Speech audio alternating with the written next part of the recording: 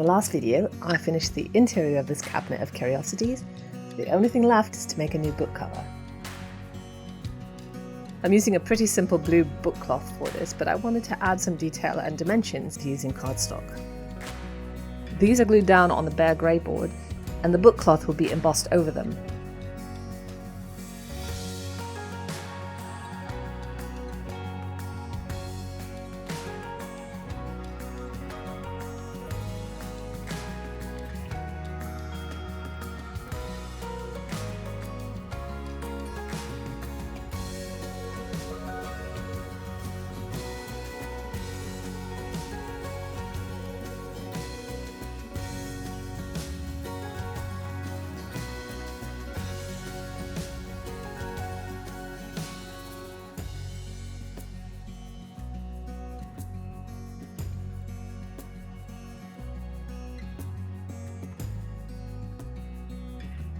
I drew up some designs based on things in my own landscape, in particular this little door knocker that I've loved for ages. It's on a local church.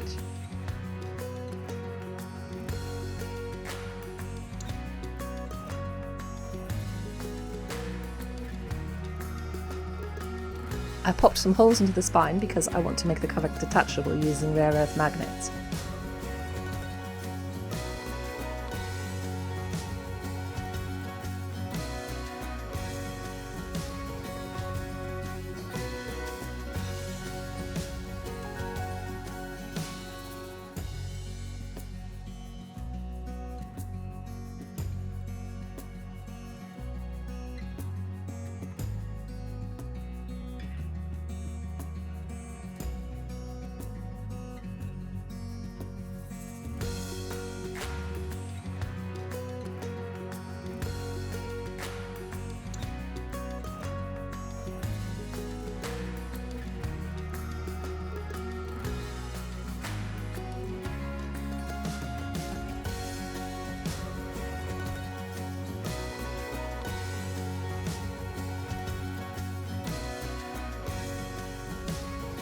I'm gluing the boards down one at a time. The embossing process can take quite a while, and I was nervous that the glue would dry before I got everything the way that I wanted. In hindsight, this might not have been necessary, but it didn't hurt either.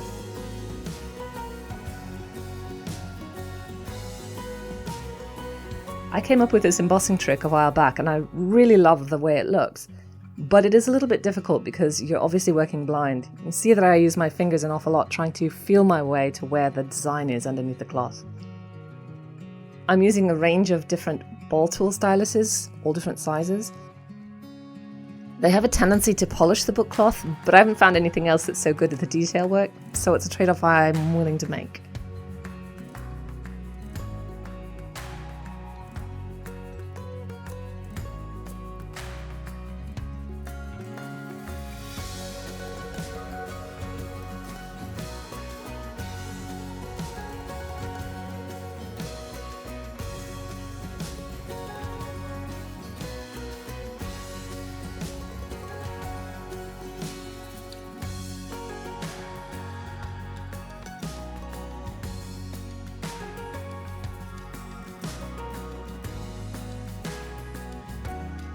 I was trying to keep this project to stuff that I already had on hand, but I didn't have any paper that was big enough to line the entire interior of the cover.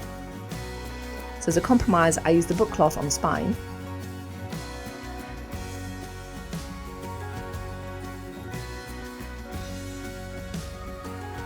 and did the front and backs separately.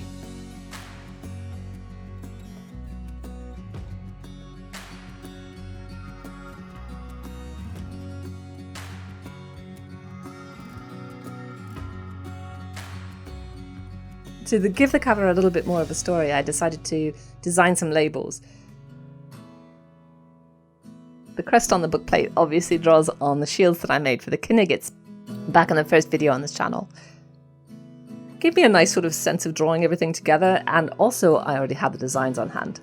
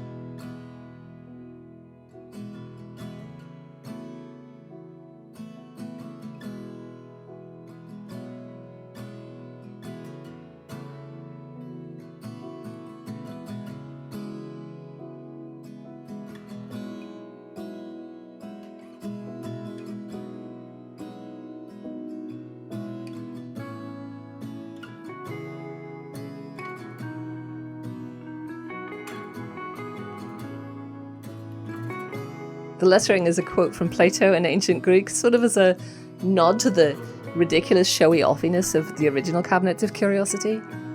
For some reason I opted for a very thin, scratchy nib that definitely doesn't work well on this paper, but it does look authentically hand-drawn. I'm using an ink from Cornelissen & Sons, linked down below. It's made from an historic recipe and it's fascinating stuff. It looks sort of washed out and grey when it hits the paper, but as it oxidizes it turns this really lovely deep black.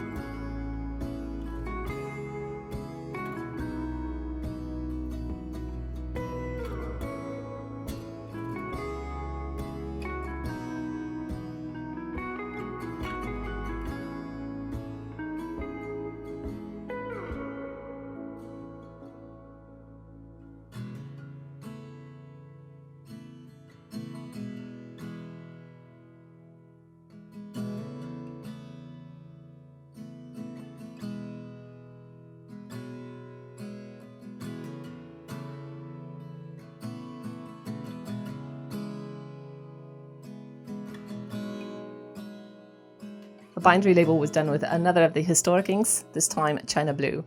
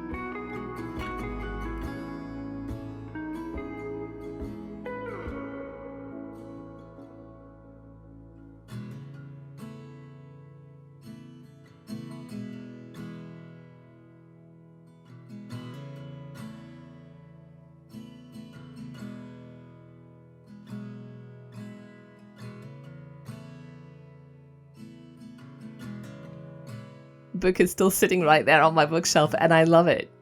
Little secret hiding in full sight. I also love that it's finally done, because that means next week I can get down to making a detailed plan for the main project. I hope you're up for it. See you later.